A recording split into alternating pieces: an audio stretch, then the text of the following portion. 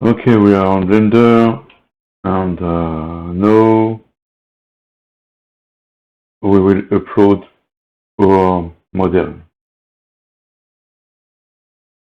Over here, it's .ir. It's a coded editor tip. Okay, and we have some option on the tab here, helping for work. Well, let's go upload file, import, Colada, and print to mesh. Yeah, we have here 3 prints.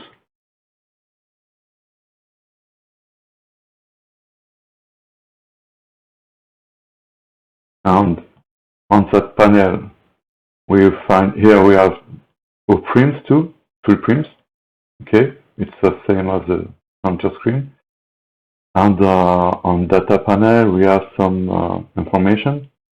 Here we have the UV map for each print, and here it's material. It's material for each print. Well, the important is to limit your texture to 8, because Colada don't handle more than 8, and that will give error. Well, now we will join our print. So I select, I click on B, and you open a selection box. Drag and slide. I have my 3 prim. I can join. For joint, I click to KG. Okay. Control G. Sorry, it's D.